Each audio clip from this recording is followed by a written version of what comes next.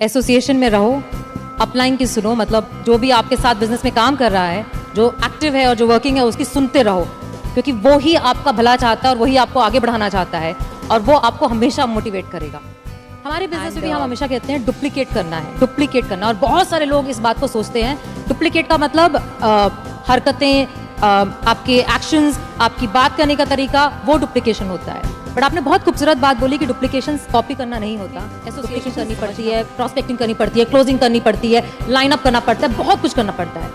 तो आपको कभी थकावट नहीं फील होती? आपको नहीं लगता कि यार मतलब मैं नवाज कहाँ चला गया, मैं एक्टर हो गया? थकावट उस काम से होती है जिसका शौक आपको नहीं होता। मुझे हमारे यहाँ जितने लोग यहाँ पे बैठे हैं ना नवाज, वो एक टर्म हम यूज करते हैं, अपलाइन डाउनलाइन। जो ऊपर वाला है वो अपलाइन है, जो नीचे वाला है वो डाउनलाइन है। और सारे डाउनलाइन माँ बाप की तरह समझते हैं अपलाइन को। और जितनी आपने बातें बोली वो सारी कुछ यहाँ पे उसी तरीके से ही लागू होती है कि लोगों को ऐसा लगता है कि आपको सक्सेसफुल हो तो हमको तो दे दो, कर दो, हेल्प कर दो, एक डीआर कर दो, कुछ नीचे डाल दो, जेनोलॉजी बढ़ा दो, मेरे प्लान्स कर दो। बट माँ बाप जो हम लोग हैं वो हर बार कहते हैं खुद करो, खुद सीखो, खुद समझो, खुद गिरो, खुद उठो। और जितने लोग यहाँ बैठे हैं वो बहुत बार गिर चुके हैं और हर बार उनको ये भी पता है कि गिरते हैं तो माँ बाप हमेशा होते हैं उठाने के लिए, बट गिरना जरूरी है। गिरना जरूरी, बिल्कुल गिरना जरूरी है। कहते हैं ना कि फील्ड में रहोगे तो छक्का लगता है।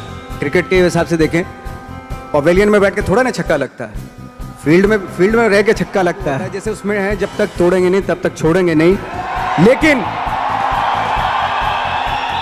लेकिन यहाँ चूंकि टीम है पूरी, तो आप सब टीम का फर्ज बनता है उस डायलॉग को इस तरीके से बोले, जब तक जोड़ेंगे नहीं तब तक छोड़ेंगे नहीं।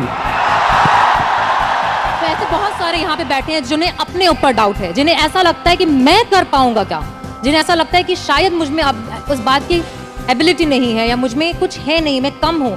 और हम जब स्टेज पे आते हैं तो हमें देख करके लोगों को ऐसा लगता है, आपको देख के आज लोगों को ऐसा लगता है कि इसने तो कर लिया, मैं नहीं कर पाऊंगा। तो ऐसे लोगों को आप क्या कहना चाहेंगे?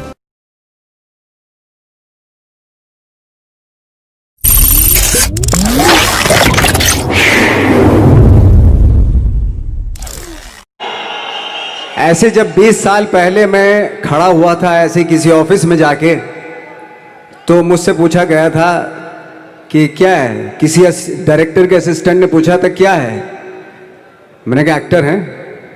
बोले दिखने से तो लगते नहीं हो एक्टर हो। तो क्या होता था कि इंडस्ट्री में हमेशा ये चलन था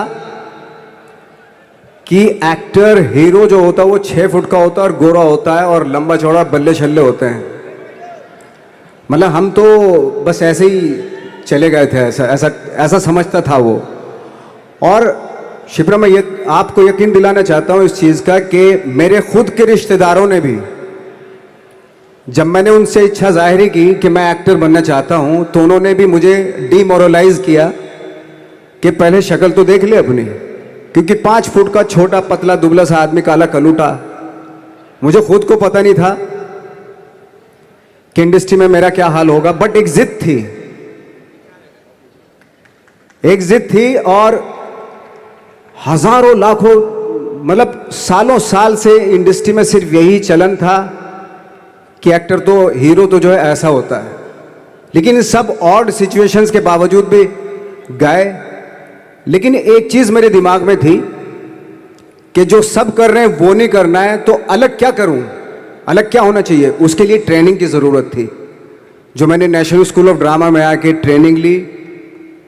3 साल मैंने एक्टिंग की पढ़ाई की वहाँ पे, और अपनी एक क्राफ्ट के बारे में समझा कि एक्चुअली इस पर्सनैलिटी में अगर मैं लोगों को इम्प्रेस करना चाहता हूँ, उसके लिए एजुकेशन की बहुत ज़रूरत है।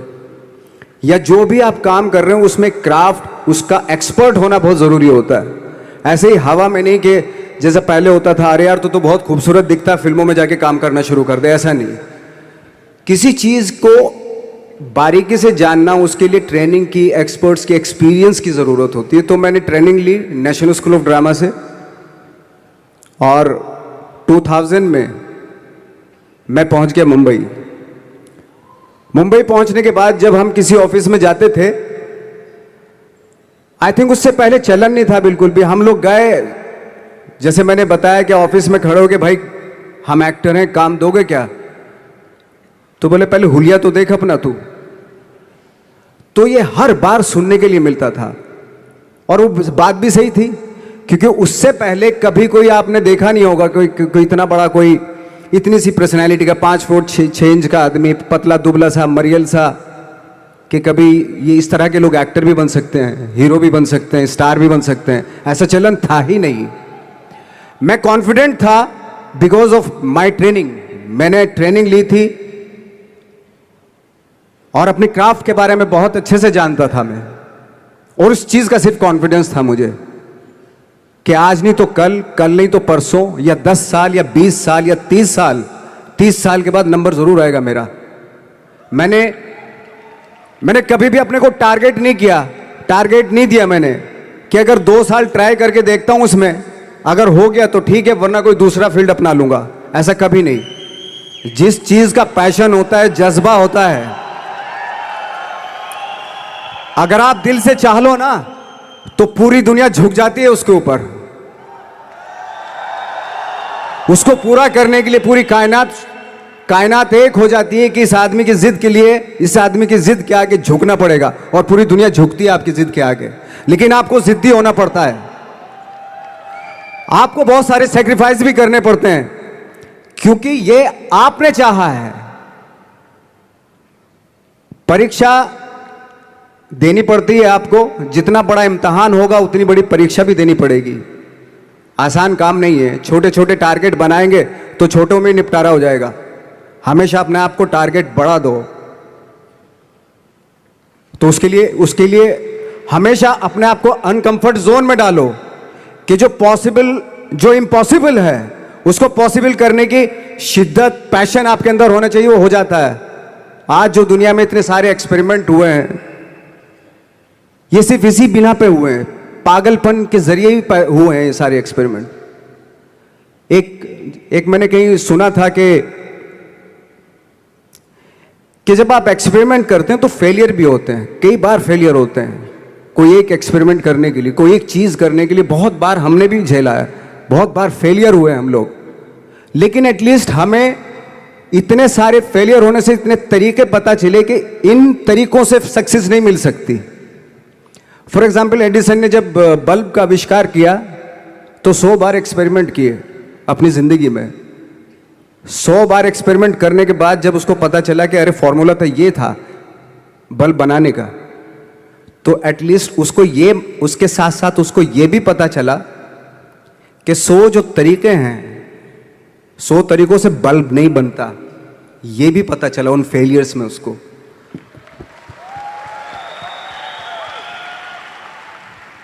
जब हम लोग मुंबई आए तो हमें मालूम था हमारे पास पर्सनैलिटी नहीं है, हमारे पास बैक नहीं है, या हमारे फादर दादा परदादा तो फिल्म इंडस्ट्री में है नहीं, हम ही हैं। तो हमें क्या करना चाहिए? इसलिए लोगों के बीच में घुसे रहते थे, आम लोगों के बीच में घुसे रहते थे, उनका एक्सपीरियंस सुनते थे, उनको ऑब्जर्व करते थे। तो आई थिंक मेरे पास 15 साल तक, 10-12 साल तक कोई काम नहीं था। जैसे आपने बताया कि बहुत ही 10-10 सेकंड के रोल करके घर में आके बैठ जाता, पूरे साल खाली बैठे रहते थे हम लोग।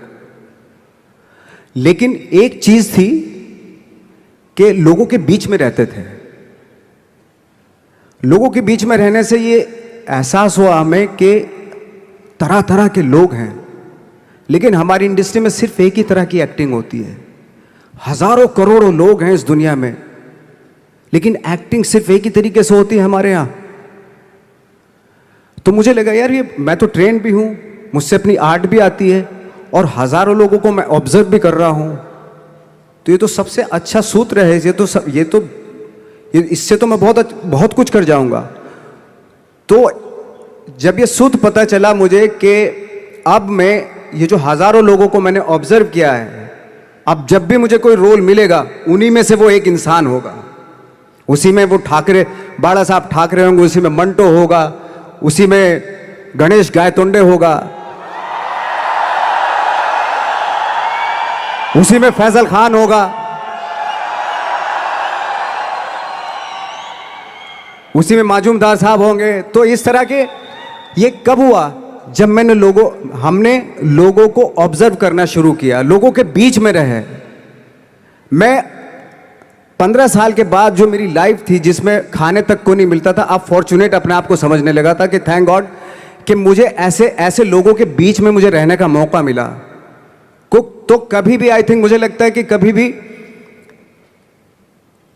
जब आप स्ट्रगल कर रहे होते हैं ना, वो एक मौका होता है आपके पास, वो एक चांस होता है आपके पास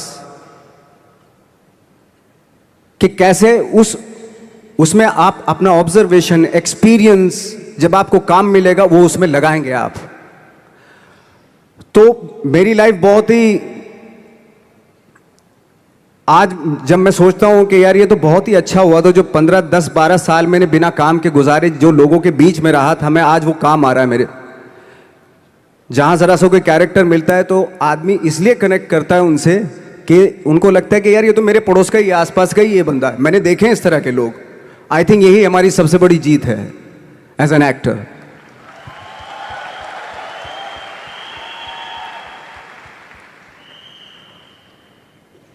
ऑफ कोर्स स्ट्रगल में बहुत सारी चीजें सेक्रीफाइस करनी पड़ती हैं, क्योंकि खुजली आपको हुई है, आप ही को मिटानी पड़ेगी।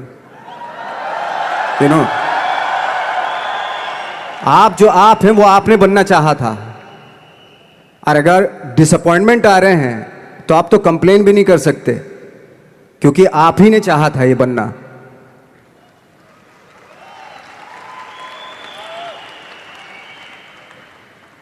तो बस यही था कि 10-12 साल तक मैंने सोचा था, 10-12 साल जब स्ट्रगल हो गए तो मेरे बहुत ज़्यादा वो भी हुआ कि यार छोड़ के चले जाते हैं, कुछ काम मिल नहीं रहा, क्या हो रहा है कुछ पता नहीं, आई डोंट नो मिल पाएगा या नहीं मिल पाएगा। फिर ये होता था कि नहीं, मेरी मदर जो है ना एक लेटर लिखती थी मुझे हमेशा। तब मोबाइल नहीं आए थे, पेजर आए थे, तो पेजर यहाँ पे लगा के चलते थे हम लोग। जब उनको मालूम हो जाता था कि भाई बंदा जो है ना थोड़ा सा फ्रस्ट्रेशन में है, डिप्रेशन में है, क्योंकि काम नहीं मिल रहा, तो मेरी माँ मुझे एक लेटर लिखती थी। उस पर लिखती थी कि लिखने के बाद एक लास्ट में लिखती थी कि 12 साल में कचरे के दिन भी बदलते हैं, तू तो इंसान है, तेरा दिन भी बदलेगा।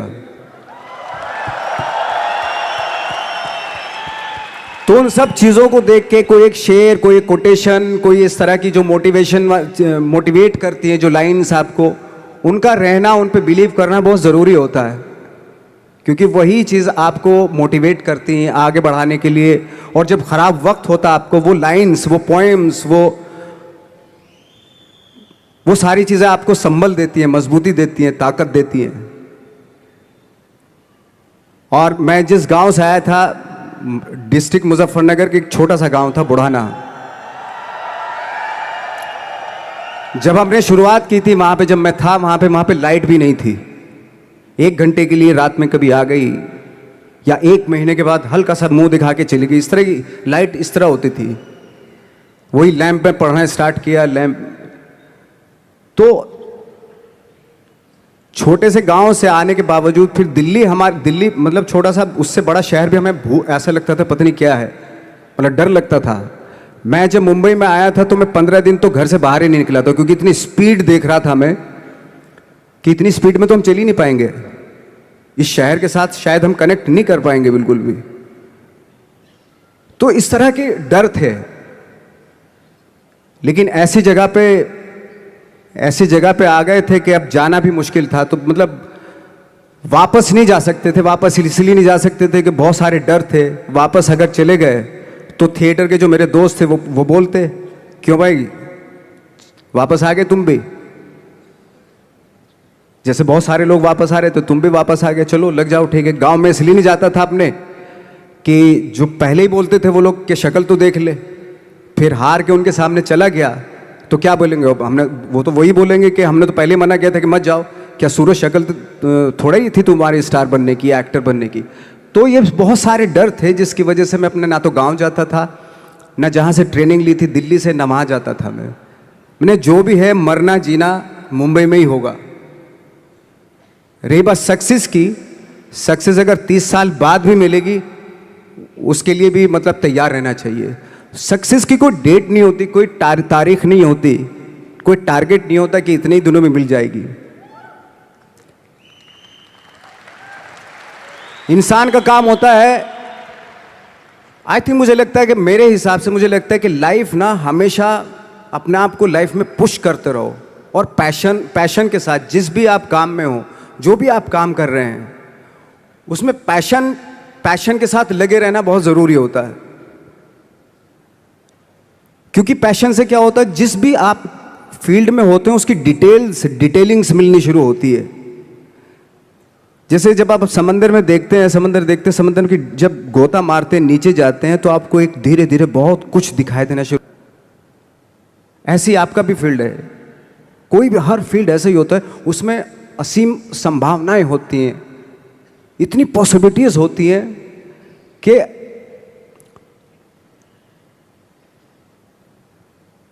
आई थिंक दुनिया का हर काम में इतनी सिर्फ अगर एक दर्जी है पैंट सीता है, 1000 तरीके की पैंट सी सकता है वो, अगर वो चाहे तो। अगर उसने नहीं चाहा तो वो जो ट्रेंड चला रहा है वही सीता जाएगा। लेकिन अगर उसने चाह लिया कि मैं ऐसा कुछ करता हूं, तो 1000 तरीके की पैंट उसी में 1000 तरीके की सी देगा वो पैंट। ऐसे हर फील्ड में पॉसिबिलिटीज बहुत होती हैं, और एक परफेक्शन होता है। फॉर एग्जाम्पल, जैसे हम लोगों ने ट्रेनिंग इसलिए ली कि परफेक्शन आ जाए अपने काम में। जैसे एक मैंने एग्जाम्पल सुना था कि ये छोटी छोटी चीज़ें जो मैं बता रहा हूँ, ये चूंकि मैंने बचपन में सुनी थी, उन पे उन्हीं को अपनी लाइफ बना के आगे बढ़ा, तो आज यहाँ पे हूँ। इसलिए वो छोटी छोटी चीज़ें बहुत काम आती हैं, उनको सुनना बहुत ज़रूरी होता है इंसान के लिए। बताते हैं कि एक बहुत बड़े, पता नहीं ये सच है झूठ है, मुझे नहीं इतना ज़्यादा नहीं मालूम, बट कोई बहुत बड़े इंसान हुए, लेकिन वो पहले मोची थे, जूता सीते थे। लेकिन जूता जहाँ से सीते थे ना, वहाँ से कभी फटता नहीं था। वो भले दूसरी जगह से फट जाए, लेकिन वहाँ से नहीं फटता था, क्योंकि उसका पैशन था जूता सीना।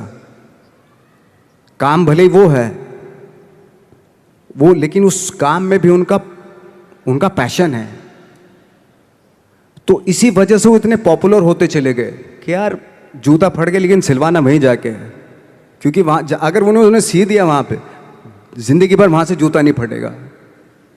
तो छोटी छोटी चीज़ों में ये जो परफेक्शन, पैशन, ये सारी चीज़ें होती हैं जो आपका आगे बढ़ाती हैं, बहुत आगे ले जाती हैं। लेकिन उसके वही है,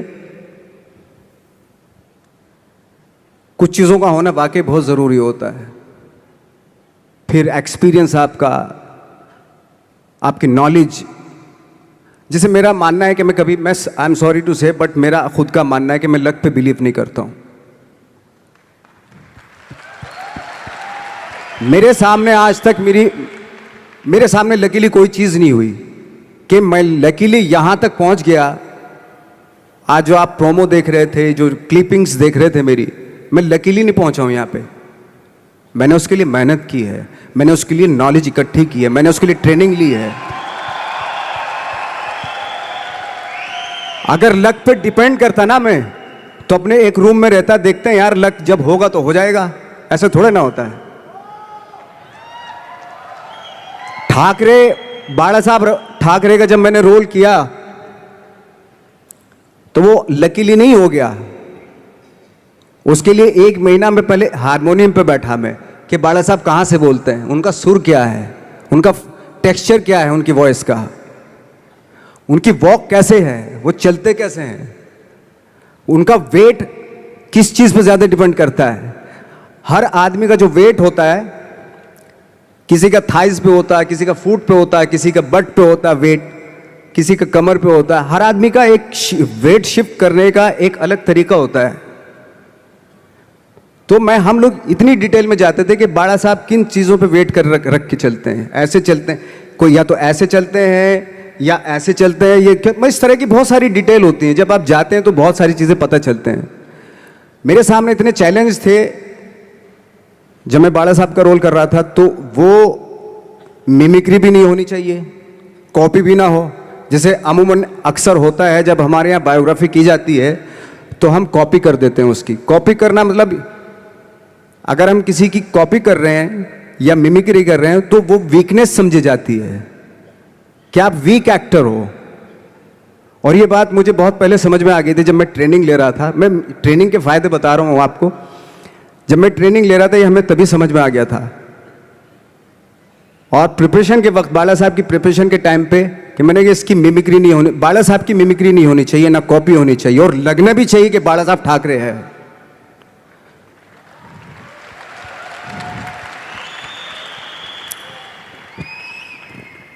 क्योंकि चैलेंज ये था कि हजारों लाखों वीडियोस हैं बाला साहब ठाकरे के, हर आदमी ने देखे हुए हैं, सब ने देखे हैं कि बाला साहब कैसे बोलते हैं, कैसे हाथ को ऐसे ले जाते हैं।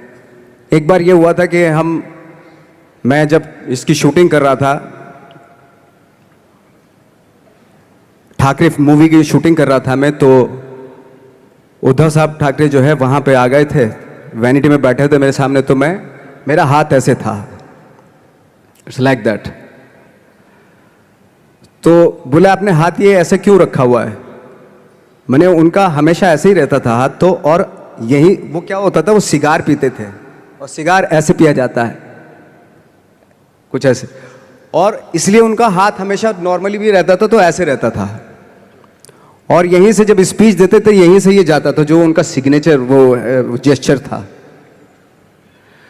तो वो शॉक्ड हो गए कि इतनी डिटेलिंग आपने ली है। तो जब वो फिल्म देखी उन्होंने, तो फिल्म देखने के बाद उनको रियलाइज़ हुआ कि वाकई बहुत स्टडी की है नवाज ने उनके बाला साहब के ऊपर। तो मुझे खुशी हुई थी कि थैंक गॉड कि ये सारा किस लिए हो रहा है, पैशन की वजह से हो रहा है। एक पैशन है, उसके बाद आपका एक्सपीरियंस है, आपकी नॉलेज है, आपकी ट्रेनिंग है, उससे ये सारी चीज़ें निकलती हैं। लाइक मंटो, ये जितने भी कैरेक्टर्स हुए वो सब हवा में नहीं हुए या लकीली नहीं हो गए, उनके लिए बाकायदा वो छोटी छोटी मेहनत की, छोटी छोटी डिटेल इकट्ठी की गई, स्कोर बनाया उसका, उन डिटेल्स का, तब जाके वो कैरेक्टर जो आप देखते हैं वो एक अलग इंसान दिखता है। वो मैंने कभी भी हीरोइज्म या इन सब चीज़ों पे बिलीव नहीं किया। जब आज मुझे बोलते हैं कि तुम तो स्टार हो, मैं सच आज भी मुझे यकीन नहीं होता कि मैं स्टार हूँ। मुझे लगता है कि मैं एक्टर ही हूँ, और मैं आज भी ढूंढने की कोशिश कर रहा हूँ, नई नई डिटेल्स ढूंढने की कोशिश कर रहा हूँ कैरेक्टर्स की। स्टार्स का क्या होता है कि जब स्टार होता है एक जैसा होता है, और 30-40 साल तक एक जैसा करता चला जाता है। वो मुझे वो नहीं बनना। अगर मैं ये करूं तो शायद दूसरे दिन ही बोर हो जाऊंगा मैं। मुझे हर रोज नए कैरेक्टर ढूंढने हैं।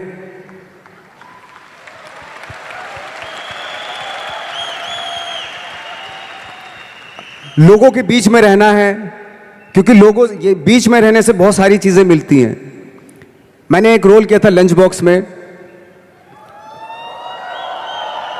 पता नहीं कितने लोगों ने देखी वो फिल्म, मुझे नहीं मालूम।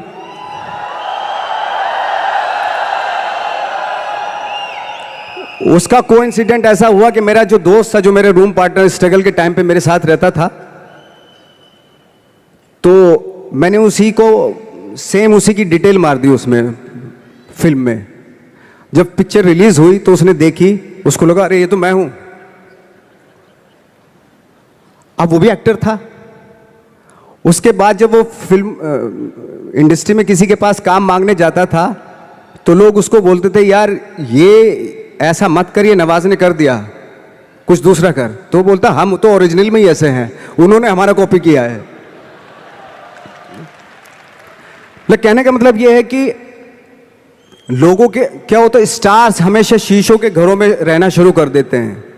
उनको बांद्रा में, उनको मतलब किसी ऐसी जगह पे रहते हुए ये नहीं मालूम कि दूसरी जगह क्या है। अगर आप चाहते हैं रोज हर फिल्म में एक नई पर्सनैलिटी क्रिएट करें तो लोगों के बीच में रहना पड़ेगा आपको। भले थोड़ी परेशानियां होती हैं बट रहना पड़ेगा उनके बीच में। मेरा तो ऐसा मानना है। नवाज, आप बहुत छोटे से शहर से है, डिस्ट्रिक्ट मुजफ्फरनगर। यहाँ पे बहुत सारे लोग ऐसे बैठे हैं जो बहुत सारी सिटीज़ से हैं, actually major cities like Delhi, Bangalore, Hyderabad, Pune, Chennai, Nepal. और इन सब चीज़ों के बीच में बड़े शहरों की बहुत सारी फैसिलिटीज़ हैं, बहुत सारे आराम है। जबकि आपके शहर या जिस शहर से मैं हूँ, जहाँ पे एजुकेशन भी नहीं मिलती है, जहाँ पे खाना पीना, जैसे आपने बोला बिजली, कोई भरोसा नहीं होता कब आएगी, जाना तो नॉर्मल है। हाँ, तो वहाँ पे उस छोटे से शहर में रह के एक परिवार में जहां पे कभी किसी ने एक्टिंग के बारे में दूर दूर तक नहीं सोचा था, और आप 8 भाई बहन हैं, सबके साथ रह के परिवार में परिवार का चीज करने की जगह एक अलग से ये जो थॉट आया था अलग से कि मैं एक्टिंग करूंगा, और वो भी काफी दिन बाद जब आपने जॉब भी कर ली उसके बाद, तो जब वो थॉट आया तो परिवार ने आपको सपोर्ट किया। और अगर रिश्तेदारों ने, जैसे आपने बोला कि कहा, तो आपके दिमाग में उस समय क्या चलता था? मेरे दिमाग में ये तो नहीं आया था कि मुझे एक्टर बनना है, बट इतना ज़रूर था कि कुछ तो नया करना है। क्या करूँगा मुझे नहीं आइडिया था। जो सब लोग करते हैं जो वो नहीं, कुछ अलग करना है मुझे। लेकिन मुझे ये नहीं मालूम था कि मुझे एक्टिंग करनी है। और इसीलिए मुझे लगता है आज जब मैं सोचता हूँ कि अगर मैं किसी भी फील्ड में होता, एक्टिंग के अलावा किसी भी फील्ड में होता, तो मैं एक्सपेरिमेंटल ज़रूर होता। क्योंकि मुझे आदत थी कि मुझे जो ट्रेंड चल रहा है उसके अगेंस्ट, मैं बहुत रिबेलियस था, रिबेलियस किस्म का इंसान हूँ मैं, आज भी हूँ, रहूँगा। क्योंकि मुझे अच्छा लगता है जो ट्रेंड चल रहा होता है उसके अगेंस्ट कुछ काम करना, चाहे मुझे अच्छा लगता है वो। क्योंकि क्या है ना कि जो चलन चल रहा है, आई थिंक उसको बहुत आसान है उस चलन के साथ चलना। उसके अगेंस्ट चलना, उसके लिए सालों लग जाते हैं। बीच बीच में आपको ये भी लगता है कि यार शायद पॉसिबल नहीं है, लेकिन जब पॉसिबल होता है ना तो तब बड़ा अच्छा लगता है। तब ये जैसे आज मुझे फील हो रहा है ना, तब ऐसा लगता है। यहाँ पे जितने लोग भी बैठे हैं और इंक्लूडिंग मुझे, हमने भी ऐसा कुछ शुरू किया है या हम भी ऐसा कुछ कर रहे हैं जो ट्रेडिशनल नहीं है, जो बहुत अलग है, और जिसके लिए बहुत लोग बोलते हैं कि पता नहीं होगा कि नहीं होगा, कर पाएंगे कि नहीं कर पाएंगे, या तुम कर रहे हो करके दिखाओ, तुम कर लिए तो देखते हैं। और लोग जगह जगह समय समय पर हर समय हर किसी को, यहाँ पे जितने लोग भी बैठे हैं उनको कहते हैं कि तुमसे तो हो नहीं पाएगा, और हो गया तो राम जाने। तो जब हमें ये कैसे हुआ, ये कैसे हुआ, फिर पूछते हैं कैसे हुआ, हाँ ये कैसे हुआ, फिर भी सुन लेंगे, बट साथ में अगर आगे करने को करो ना तो हिम्मत नहीं होगी। तो आपने जब शुरू किया और आपने जब करना शुरू किया, और आज आपकी वो दोस्त जिन्होंने आपको बोला या जो रिश्तेदार आपको बोलते थे कि तुझसे नहीं हो पाएगा, वो आज क्या कहते हैं? देखो ये है कि जैसे मैंने बताया कि मुझे कदम कदम पे ये बोला गया, जैसे रिश्तेदार मेरे सबसे पहले तो रिलेटिव्स ही बोलते हैं आपके, बोले भाई ये जो करने जा रहा है तू, ये तेरे बस का नहीं है, तू देख ले, अपना बस का नहीं है। और जब हो जाता है तो ऑफ कोर्स यही कि हमने तो बोला था, अब पता नहीं कब बोला था, मुझे भी नहीं पता कब बोला था उसने कि हमने तो बोला था हो जाएगा। एक किस्सा मुझे याद है कि जब मेरा एक मैगजीन आती है जीक्यू की मैगजीन पे जब मेरा 2012 में मेरा छपा, तो मुझे एक बहुत बड़ी मॉडल थी मुंबई की, तो उन्होंने बुलाए, दोस्त थी, काफ़ी सालों के बाद, 3-4 साल के बाद मिलना हो रहा था। तब मैं 3 साल पहले स्ट्रगल ही कर रहा था ऑलमोस्ट, लेकिन जैसे जीक्यू में आया मेरा मैगजीन में, तो वो शॉक्ड हो गई। और वो बहुत ही खूबसूरत, लंबी चौड़ी खूबसूरत मॉडल की तरह बिल्कुल, और मैं ऐसा दिखने में, तो मुझे बोला यार तुम जीक्यू के पेज पे आए हो? मैंने हाँ। तुम कैसे जीक्यू के पेज पे आ गए? मैंने पता नहीं, मुझे भी पता नहीं क्यों आया। तुम्हें मालूम है तुम जीक्यू के पेज पे आए हो? मैंने हाँ। तुम्हें पता नहीं तुम कैसे आए हो, क्यों? तुम्हें मालूम है तुम जीक्यू के पेज पे आए हो? शी वॉज लाइक, मतलब उसने बहुत अपनी जिंदगी में बहुत साल दिए इंडस्ट्री को, लेकिन कभी इस तरह का कुछ हुआ नहीं कि जीक्यू के पेज पे आ गए या इस तरह के। हालांकि मैं ज़्यादा कुछ इस चीज़ पे बिलीव नहीं करता, बट उसके लिए बहुत इंपॉर्टेंट था कि जीक्यू के पेज पे तुम कैसे गए। मतलब उसका कहने का मतलब यार तू दिखने में 5 फुट 6 इंच का आदमी, ना तेरा शक्ल, ना सूरत, ना कुछ, तू कैसे आ सकता है जीक्यू के पेज पे? See that was the mindset. ये माइंडसेट था कि मेरे जैसे कद काठी का आदमी इतनी बड़ी मैगजीन में कैसे कैसे उसका फोटो आ सकता है, ये माइंडसेट था और है। लेकिन इन सब के ऊपर आप तब उठते हैं जब आप जब आप क्राफ्ट जानते हैं, अपना काम जानते हैं। हम लोग अपना काम जानते थे, हम लोगों को अपनी चीजें मालूम थी, क्योंकि हमने उसको वक्त दिया था, हमने उसको टाइम दिया था, अपनी क्राफ्ट को, अपनी चीजों को, अपनी ट्रेनिंग को टाइम दिया था, इसलिए ये सारी चीजें पॉसिबल हुई। यहाँ पे जितने भी लोग बैठे हैं, जैसे आपने बोला कि ट्रेनिंग बहुत ज़रूरी है, और आप काफ़ी बार इस बात को मेंशन करते हैं कि ट्रेनिंग समझना, अपने क्राफ्टमैनशिप को समझ के करना बहुत ज़रूरी है। हमारे अंदर भी एक कल्चर है जिसमें हम कहते हैं कि साथ में बैठना, रहना, जैसे आपने बोला साथ में रहना बहुत ज़रूरी है, तो हम हमेशा कहते हैं एसोसिएशन में रहना ज़रूरी है। अच्छी तालीम पाने की तरह हम कहते हैं कि अपने बिजनेस को समझना, उसके अच्छे और उसकी बुराइयों को जानना बहुत ज़रूरी है।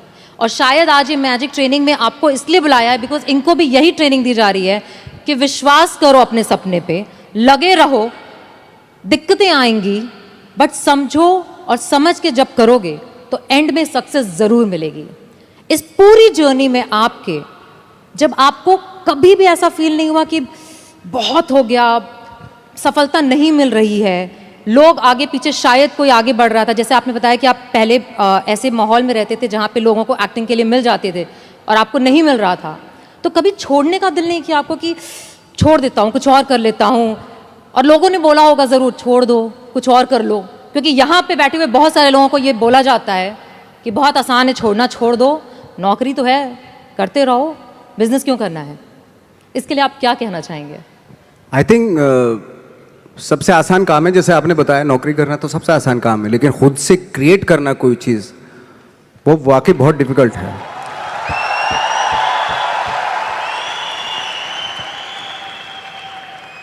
क्या होता है ना कि सरकारी नौकरी मिल गई, बस अब कुछ नहीं चाहिए,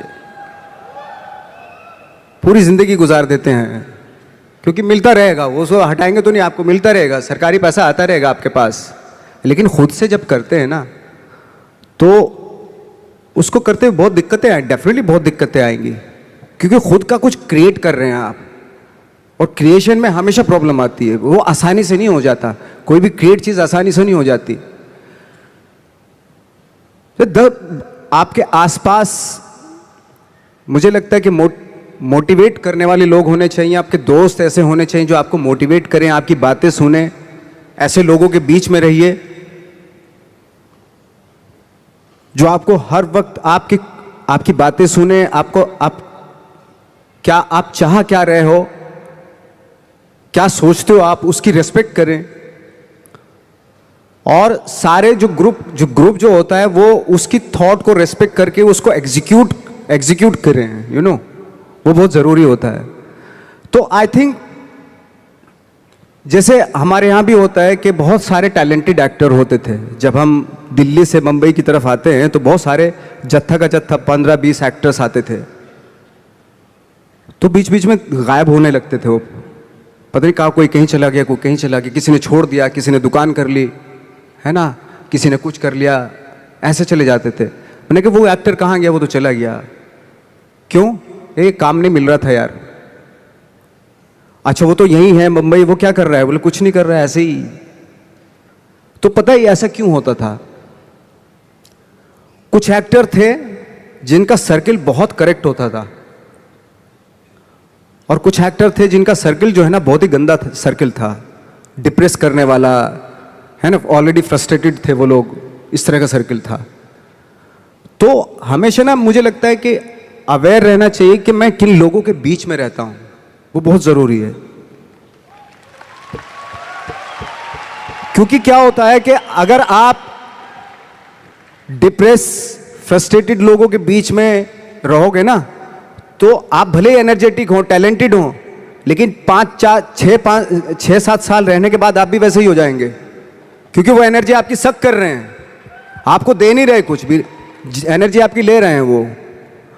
तो बहुत सारे एक्टरों से जब मैं मिलता था, वो बिल्कुल ही गिव अप कर दिया था उन्होंने, फनी यार ऐसे क्यों दिखाई दे रहे हो ऐसे, और उनके थॉट भी बदल जाते हैं, पता है, वो सारी कंप्रोमाइज वाले, अरे यार जो भी है ठीक है, थोड़ा मोड़ा छोटा पोटा दिलवा दो जो भी। मैंने कहा यार तू तो बहुत टैलेंटेड था, तू इस बात पे आगे कि छोटा मोटा कुछ भी वो दिलवा दो, यानी कि कंप्रोमाइज कर लिया ना उसने लाइफ से अपनी।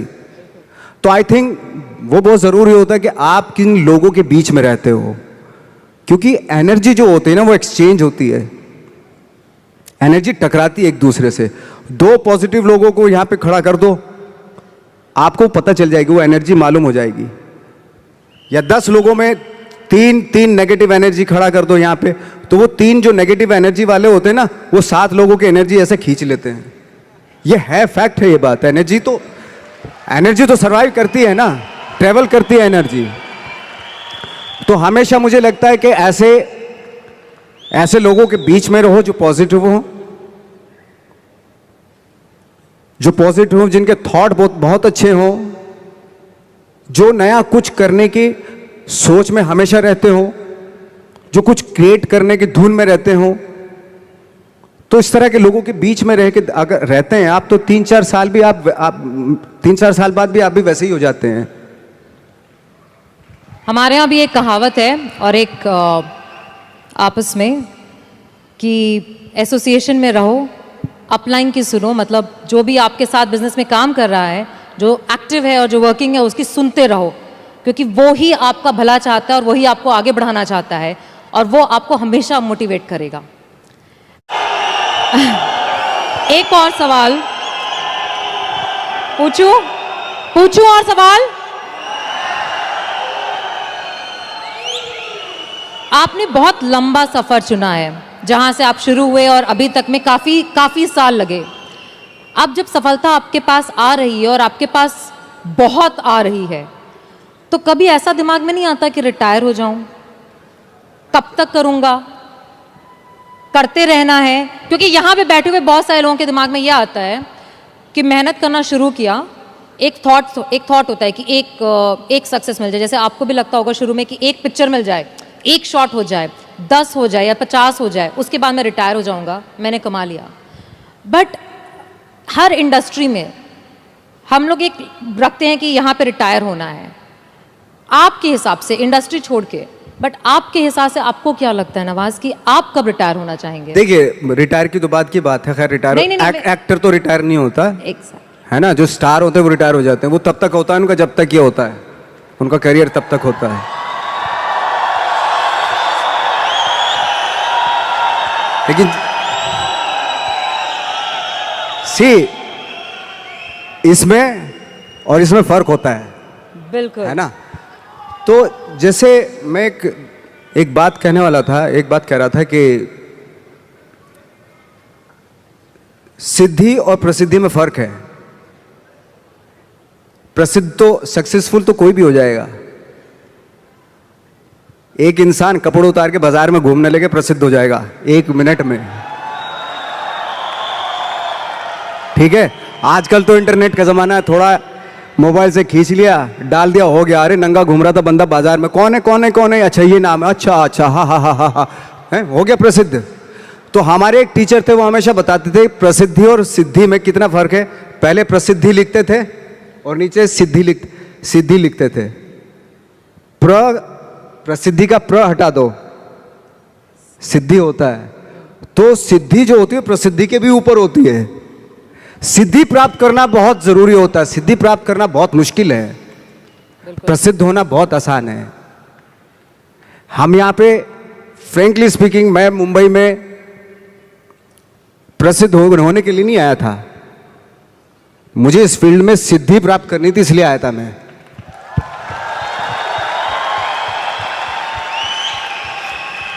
प्रसिद्धि आज आपके पास है, कल को उनके पास होगी तो इसको भूल जाएंगे, परसों उसके पास होगी, दोनों को भूल जाएंगे। लेकिन जिसके पास सिद्धि होगी ना, उसको आप कभी नहीं भूल सकते। आप जो भी काम कर रहे हैं, अगर उसमें आपका पैशन है, जज्बा है, उसमें आपका मैडनेस है, तो वो सिद्धि आपको मिलेगी। गौतम बुद्ध ने भी इतना टाइम दिया था वो सिद्धि प्राप्त करने के लिए। तो सिद्धि प्राप्त करना बहुत जरूरी होता है। वो विरले ही होते हैं, मतलब। और ये पॉसिबल है कि आपको अपने फील्ड में आप सिद्धि प्राप्त कर सकते हैं। लेकिन उसके लिए वही फिर वो पैशन, वो ऑनेस्टी, वो बहुत सारे एलिमेंट है जो जरूरी होते हैं। इनफैक्ट मैंने बहुत सारे आपके इंटरव्यूज़ देखे थे जहाँ पे मैंने एक कॉमन चीज़ पाई कि आप हमेशा ये बात कहते हैं कि मैं जो रोल करता हूँ, मैं जो काम करता हूँ, मैं उसमें जाके घुस के उसको बनना नहीं चाहता हूँ। जैसे आपने अभी बोला ठाकरे जी का रोल करते वक्त आपको ऐसा महसूस हुआ कि मुझे उनको कॉपी नहीं करना था, बट मुझे उनको समझना था, उनकी ज़िंदगी को जीना था और उसे दर्शाना था। हमारे बिजनेस में भी हम हमेशा कहते हैं डुप्लीकेट करना है, डुप्लीकेट करना, और बहुत सारे लोग इस बात को सोचते हैं। डुप्लीकेट का मतलब हरकतें, आपके एक्शंस, आपकी बात करने का तरीका, वो डुप्लीकेशन होता है। बट आपने बहुत खूबसूरत बात बोली कि डुप्लीकेशन कॉपी करना नहीं होता, डुप्लीकेशन समझना होता है। तो आप मतलब आपके हिसाब से आपका सबसे बड़ा इंस्पिरेशन, जिसको आप देख करके हमेशा कहते हैं कि इससे मुझे इंस्पिरेशन मिलती है, जब आपने शुरू किया था, वो कौन था?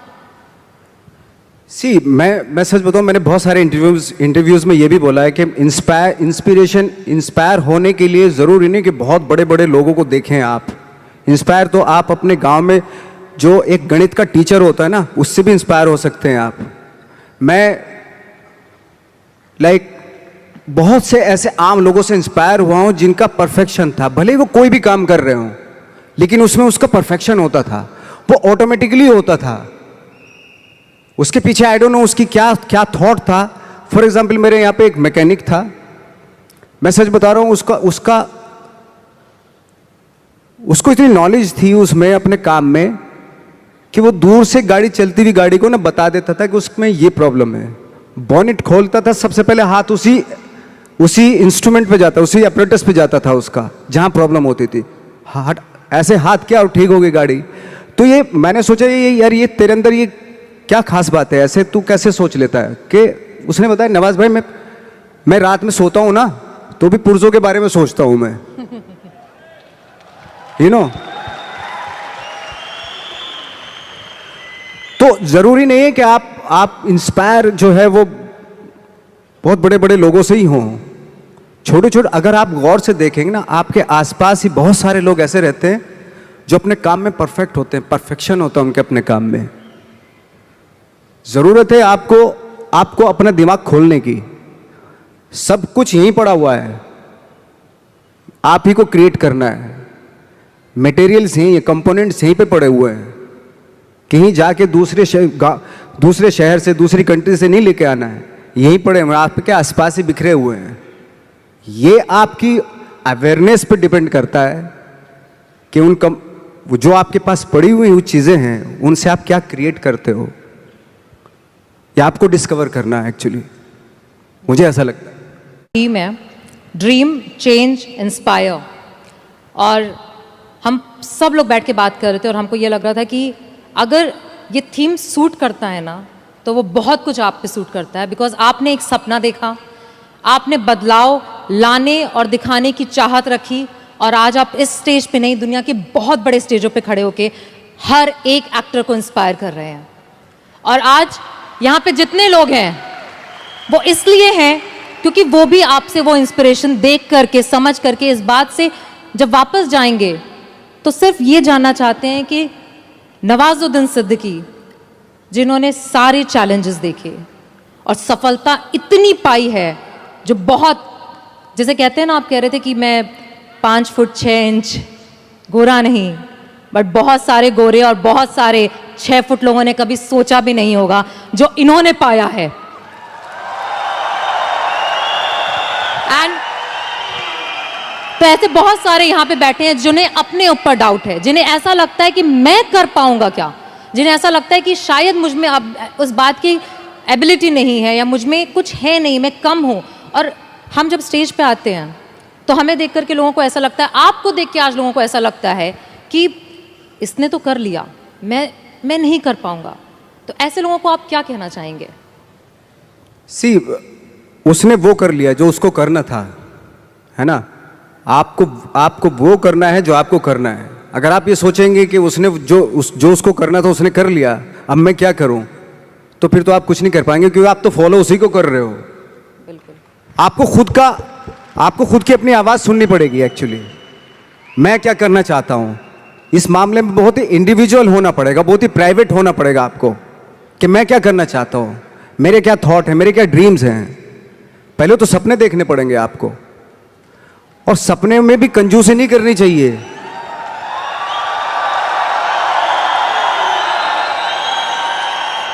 सी,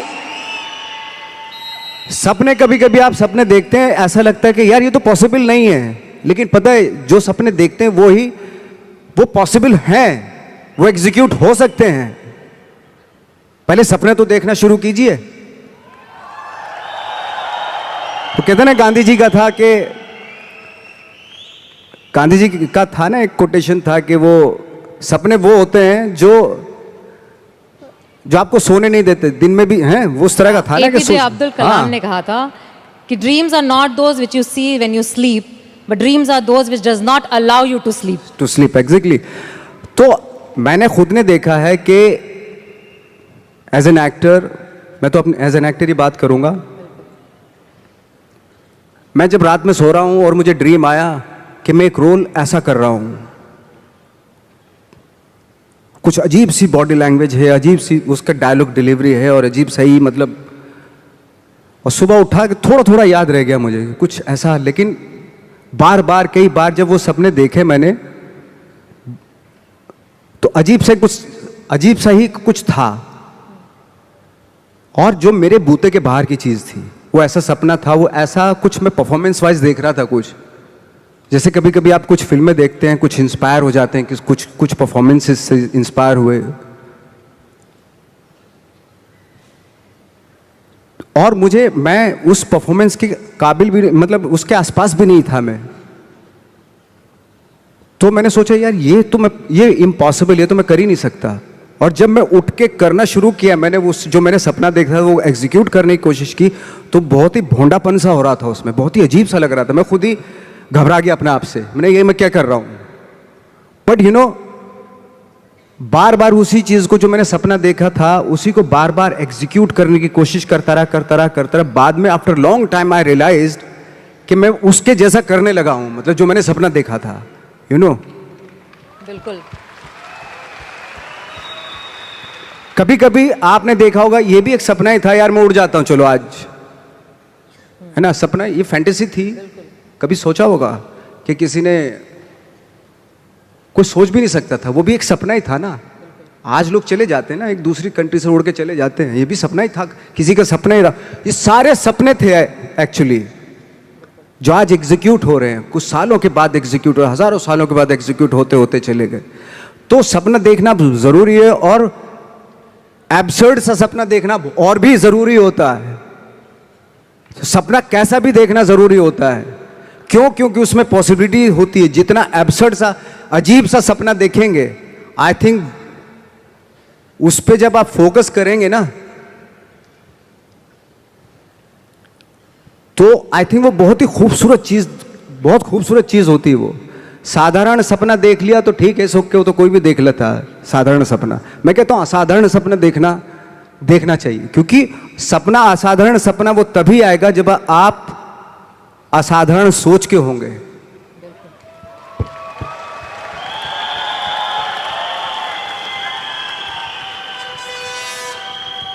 आपकी एक बहुत बहुत बहुत बहुत, मतलब कितने बहुत लगाऊं शायद कम होगा मेरे हिसाब से, एक सीरीज है, मैंने बोला ना, एक्चुअली नाम भी बोलने की जरूरत नहीं है, सेक्रेड गेम्स। नेटफ्लिक्स पे इस समय सबसे ज्यादा वॉच सीरीज में से है। अब मुझे पता है कि I was travelling at that time, और मुझे जब सीजन 2 रिलीज हुआ ना, तो इतना वेट करी थी कि कंट्रोल नहीं हुआ। मैंने सारे डाउनलोड करके फ्लाइट में, पूरी फ्लाइट में बैठ के कंटिन्यूअस देखा। और पूरी सीरीज में मैंने सिर्फ एक चीज, ये मेरा ऑब्जर्वेशन है, मेरा थॉट प्रोसेस है, देखा कि आपने बहुत शिद्दत से काम किया। चाहे उस कैरेक्टर में इतने ट्विस्ट थे, इतने ट्विस्ट, आपने हर चीज को जब किया। हमारे बिजनेस में हम कहते हैं कि बहुत कुछ ना, जब लाइफ में हमको आता है और हमें करना पड़ता है ना, तो कई बार हम बहुत कंफ्यूज हो जाते हैं। हम समझ में आता है कि इतनी सारी चीजें एक साथ कैसे करेंगे। एक कैरेक्टर को जब आप करते हैं एज एन एक्टर, और आपको इतने मॉड्यूलेशन करने पड़ते हैं, जैसे हमें बिजनेस में एसोसिएशन करनी पड़ती है, प्रॉस्पेक्टिंग करनी पड़ती है, क्लोजिंग करनी पड़ती है, लाइन अप करना पड़ता है, बहुत कुछ करना पड़ता है। तो आपको कभी थकावट नहीं फील होती? आपको नहीं लगता कि यार मतलब मैं नवाज कहाँ चला गया, मैं एक्टर हो गया? थकावट उस काम से होती है जिसका शौक आपको नहीं होता। मुझे 365 दिन मैं सी मेरे साथ मेरा अनूप आया, वो जानता है मैं साल में ट्रैवलिंग को छोड़ के, अगर ट्रैवलिंग नहीं कर रहा तो मैं 300 दिन शूटिंग करता हूं। बाकी जो 65 डेज है ना वो ट्रैवलिंग के होते हैं। अगर ट्रैवलिंग के भी ना हो ना, मैं 365 डेज जो है ना शूटिंग ही करता रहूं। मुझे इतना शौक है एक्चुअली। मेरा ये एक मैडनेस है मेरे पास है, और थैंक गॉड मुझे उसमें बहुत सारे लोग बोलते हैं, मेरी प्रॉब्लम भी होती है एक्चुअली कि यार क्या है, आप सिर्फ यही करते रहते हो, यही कुछ थोड़ा सा बाहर जाओ, घूमो फिरो, है ना, ऐसा होता है, बहुत सारे लोग बोलते हैं। तो मुझे लगता है यार ये मैंने तो यही चाहा था ना, यही पैशन था ना मेरा, और यही मौका मिल रहा है मुझे, करने का मौका मिल रहा है, तो इससे मैं बोर कैसे हो सकता हूं? अगर 365 डेज मुझे काम पूरे 12 के 12 महीने आप यही करवाते रहे तो इसी का तो शौक है मुझे। बिल्कुल। ये छोड़ के मैं कहीं और जा ही नहीं सकता एक्चुअली। अगर किसी को मुझे सजा देनी है तो मुझे एक्टिंग करवाना बंद करवा दे, तो मैं खुद ही ऐसे ही मतलब खत्म हो जाऊंगा। तो मेरा शौक है ये, और वो शौक जो है ना, वो आपका जो शौक होता है जब वो पैशन बन जाता है ना, तो वो आपकी लाइफ हो जाती है। तो आपकी लाइफ ना, जो ना तो किसी सक्सेस की मोहताज होती है। अगर आज मुझे फिल्मों में काम मिलना बंद हो गया तो मैं थिएटर करना शुरू कर दूंगा। वो बंद हो गया, मैं 2 लोगों को ले जाके यहां पे एक नाटक कर दूंगा, स्ट्रीट प्लेस करना शुरू कर दूंगा, क्योंकि वो मेरा पैशन है। मैं मोहताज नहीं हूं कैमरे का, है ना। मैं 2 लोगों को 10 लोगों को लेके यहीं पे कुछ इम्प्रोवाइज करना शुरू कर दूंगा, यहीं कुछ एक नाटक बना लूंगा और सबको इनवाइट कर लूंगा, आ जाओ भाई हमने एक प्ले किया, आ जाओ देखो ना कुछ पैसे तो दे के जाएंगे ना आप, भले 1-1 रुपया दे के जाएं।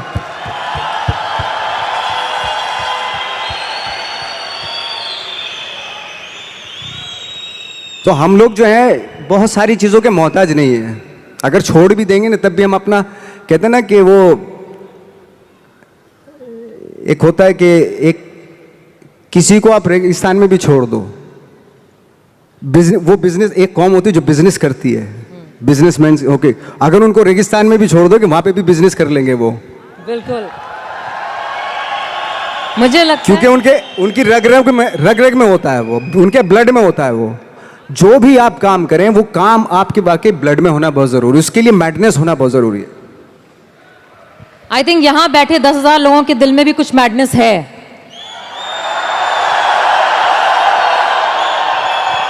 ये उनकी एनर्जी से पता चलता है, क्योंकि हर बार जब भी कोई ऐसी बात की जाती है उनका रिस्पॉन्स जो होता है वो 100% होता है। इसी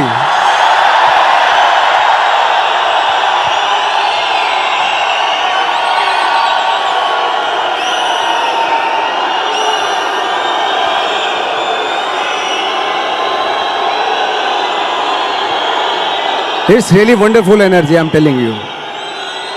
Beautiful energy. ये एनर्जी बचा के रखनी है काम के लिए, हमेशा के लिए बचा के रखनी है एनर्जी। जब मैं तो इतने हम लोगों का था कि इतने बेशरम हो गए थे हम लोग, जब बोलते थे ना हमसे कि यार मुश्किल है, हम तो मैंने कि बेशरम बनना पड़ता है, बहुत ज़रूरी है। कहाँ जाएगी सक्सेस? सक्सेस के लिए ना बेशरम बनना पड़ता है। ऐसा बन जाओ कि सक्सेस भी शर्मा जाए।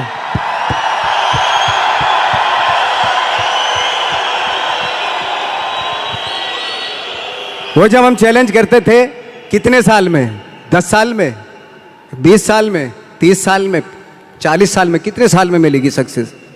हम तो रेडी थे। मैं 40 साल तक भी स्ट्रगल करता रहता अगर नहीं मिलता मुझे। मेरे अंदर तो वो पैशन था।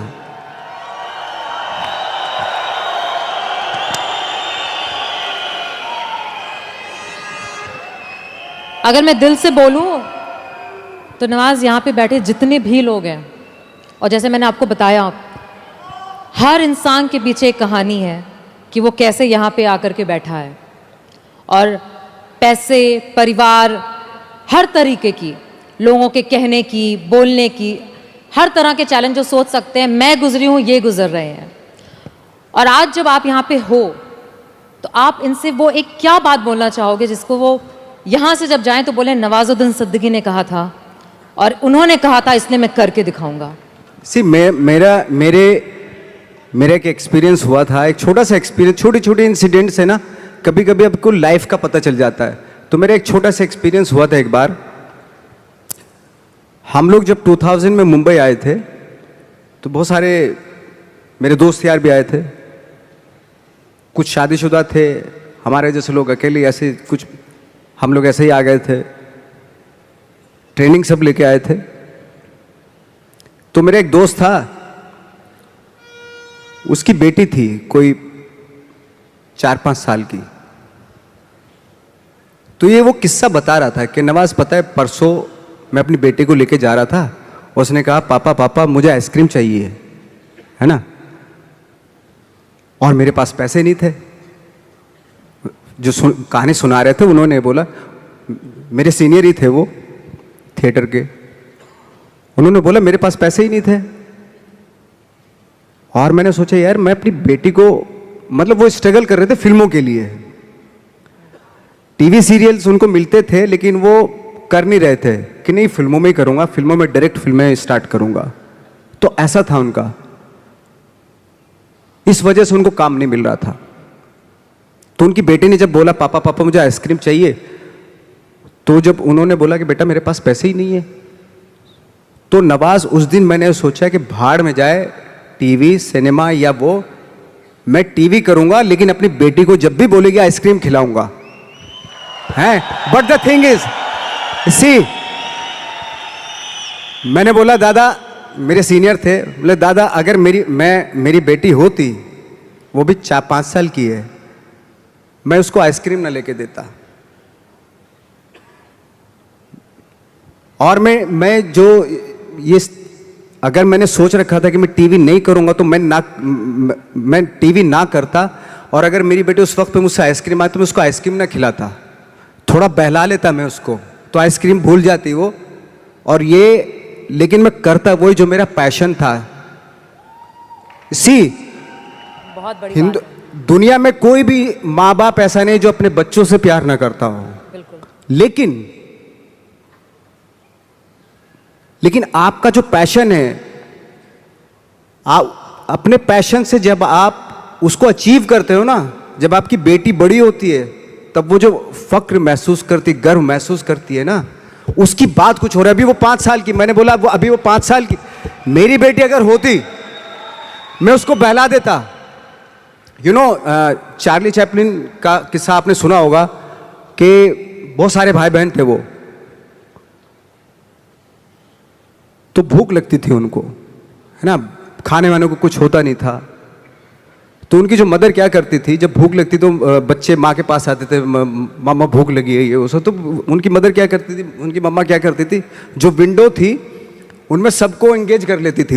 वो देख सामने जो आ रहा है, देख कैसे चल रहा है, वो कैसे बात कर रहा है, वो देख हा हा हा हा हा, कैसे देख कैसे गिर गया, वो केले के छिल पे फिसल गया, वो सबको दिखाती थी। उसमें पूरा दिन बीत जाता, लोगों बच्चे जो थे भूल जाते थे खाना खाया कि नहीं आज।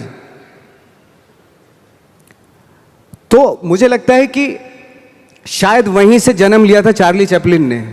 बिल्कुल, चार्ली चैपलिन ने जन्म ले लिया था, बट जो चार्ली चैपलिन बना वो वहां से बना था एक्चुअली। तो मेरे कहने का मतलब ये कि ठीक है, बच्चा है, बच्चे को तो आप संभाल सकते हो, तो बहला सकते हो, खाना खिला सकते हो, आइसक्रीम की जगह आज खाना खिला सकते हो, लेकिन बच्चे के लिए उस जिद के लिए, उसकी उस जिद के लिए आप कंप्रोमाइज करें, ऐसा मैं नहीं मानता। मुझे नहीं लगता कि वो आप अपने पैशन से कंप्रोमाइज करें। बच्चे को खाना जरूरी है उस एज में, आइसक्रीम भले ही ना खिलाओ। बहुत सारे बच्चे हैं दुनिया में जो खाना खाने के लिए तरसते हैं। बिल्कुल। उस बच्ची ने खाना खा लिया था, लेकिन वो शौक था उसका, आइसक्रीम खाऊं, खाना खा लिया ना, पेट भर गया ना, अभी थोड़ा उसको वो अगर उस वक्त पे स्ट्रगल फिल्मों के लिए करता तो शायद वो बहुत बड़ा आज अपना पैशन अचीव कर लेता, अपनी सक्सेस अचीव कर लेता जो वो चाहता था।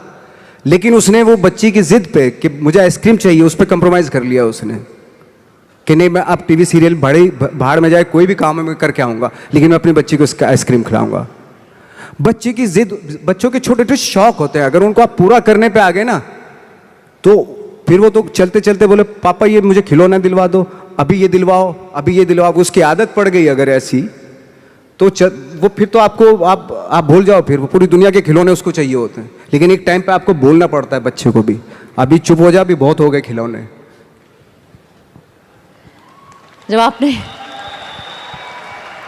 मैंने जब बिजनेस शुरू किया था नवाज, आज से 8 साल पहले, तो मेरा बेटा उस समय 5 साल का था और मैं सुबह से लेकर रात तक काम करती थी।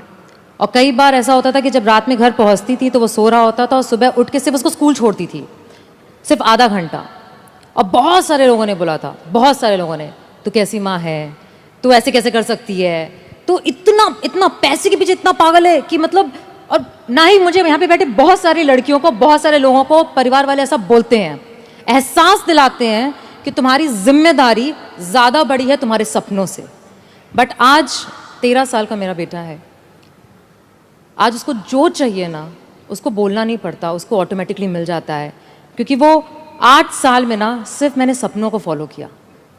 और यहाँ पे बैठे जितने लोग हैं ना उस चीज़ को करने से इतना डरते हैं, जो आपने इतनी खूबसूरत बात बोली कि अगर हर चीज़ जो चाहोगे वो इसलिए दे दोगे क्योंकि तुम भागना चाहते हो। एग्जैक्टली, बिल्कुल, तुम छोड़ देना चाहते हो अपने पैशन को, बहाना है ये। एब्सोल्युटली।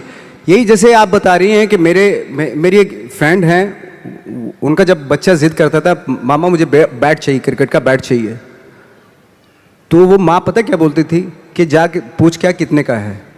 तो जाता था, बाजार जाता था, वो पूछ कर कितने का बैट है, उसने बोला 300 रुपये का बैट है। बोले, और जब माँ से बोलता था कि मामा 300 रुपये का बैट है, तो दोबारा माँ उसको क्या टास्क देती मालूम है, उसको बोलती थी जा अब पूछ क्या कि डिस्काउंट कब मिलेगा इसके ऊपर। तो दोबारा जाता था वो उसी शॉप पे, अंकल ये डिस्काउंट कब आएगा इसके ऊपर। बेटा 3 महीने के बाद आएगा इसके ऊपर डिस्काउंट। तो माँ बोलती थी अब बेटा 3 महीने डिस्काउंट आ जाएगा ना तभी लेना। तो 3 महीने तक वो बैठता था। पेशेंस ये सारी चीज़ें सिखाना, वो आप लेने को तो दिलवा सकते हैं, तभी दिलवा सकते थे, लेकिन उसके जो 3 महीने बीते उसमें पेशेंस में, वो आगे उसकी लाइफ में काम आएंगे।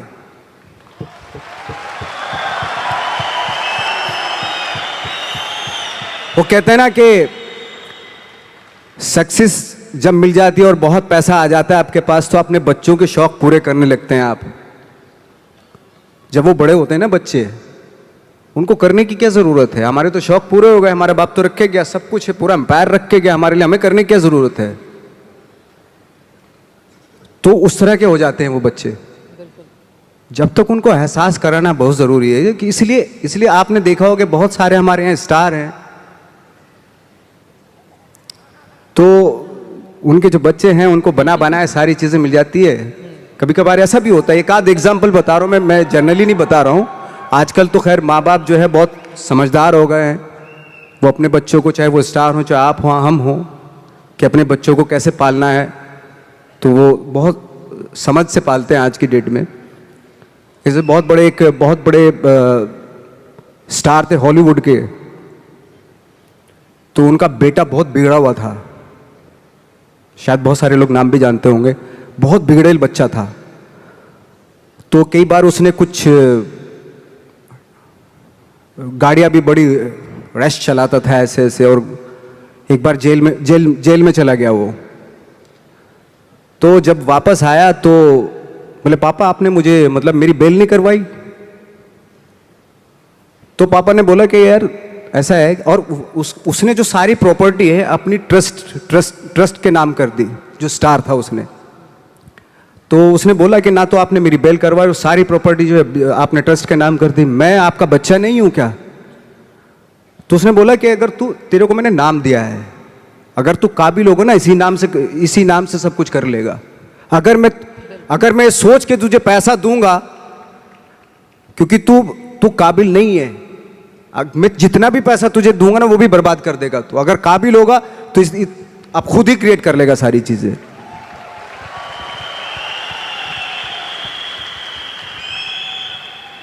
प्यार की भी कहते हैं ना कि इंतहा होती है, तो बहुत जरूरी रिस्पॉन्सिबिलिटी, जैसा भी आपने बोला, जिम्मेदारी बहुत जरूरी होती है।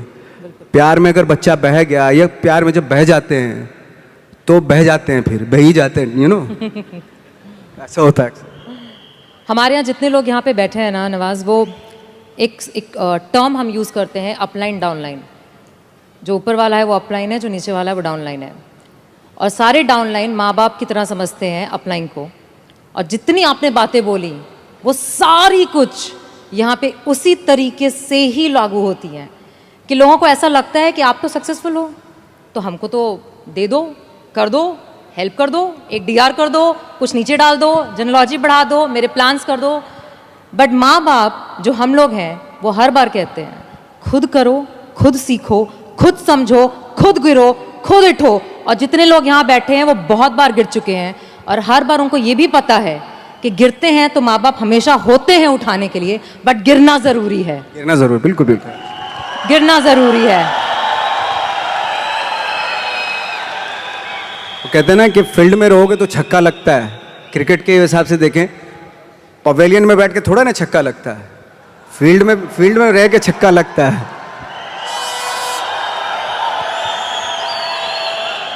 एक बहुत ही खूबसूरत मूवी में काम किया था जो वन ऑफ माय, मतलब जिन्होंने बिजनेस में मुझे पाला पोसा बड़ा किया है, उनकी फेवरेट है the mountain man. The mountain man, mountain माझी, द माउंटेन माझी। हाँ, एंड उन्होंने हमेशा उस कहानी को बहुत बहुत सुनाया है हम सबको। और उसमें आपका एक डायलॉग है।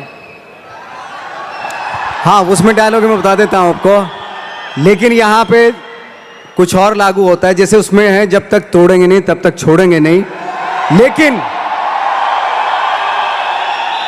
लेकिन यहाँ चूंकि टीम है पूरी, तो आप सब टीम का फर्ज बनता है उस डायलॉग को इस तरीके से बोले, जब तक जोड़ेंगे नहीं तब तक छोड़ेंगे नहीं।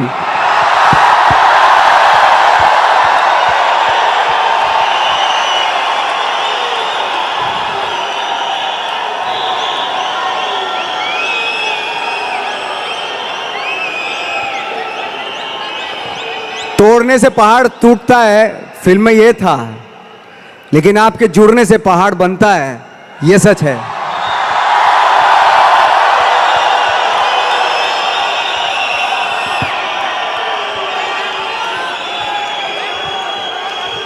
जितना जुड़ के रहेंगे उतना अच्छा है,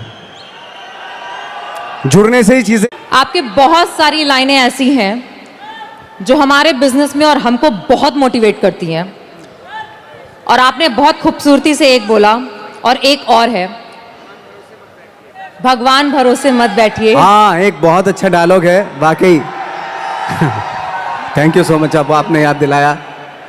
एक डायलॉग है, ये जो बातें मैंने जितनी भी की, मैंने शायद इसलिए की क्योंकि मेरा वो थॉट है, और उस थॉट का सार है जो माझी पिक्चर में था कि भगवान के भरोसे मत बैठिए, क्या पता भगवान हमरे भरोसे बैठा हो।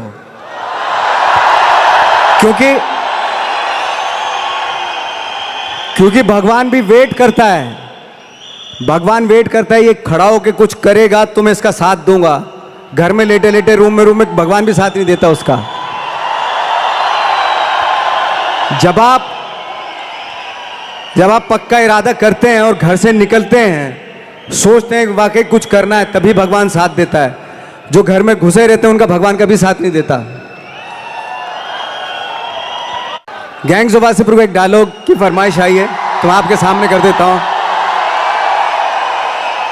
हालांकि वो डायलॉग पता नहीं, आई डोंट नो क्यों लोगों को बड़ा अच्छा लगता है, मुझे कभी भी उसमें मजा नहीं आया फ्रेंकली स्पीकिंग, लेकिन मैं सुनाता हूं। बाप का, दादा का, भाई का, सबका बदला लेगा रे तेरा Faizal. Thank you very much. ऐसे ही ये एनर्जी बनी रहे, ऐसे शाइन करते रहे आप, और उसी एनर्जी के साथ आगे जो सपने देखे हैं वो पूरा होते रहे आपके। लेकिन वो तभी पॉसिबल होगा जब आप सब मिलके आप अपने सपनों को पूरा करेंगे। Thank you so much.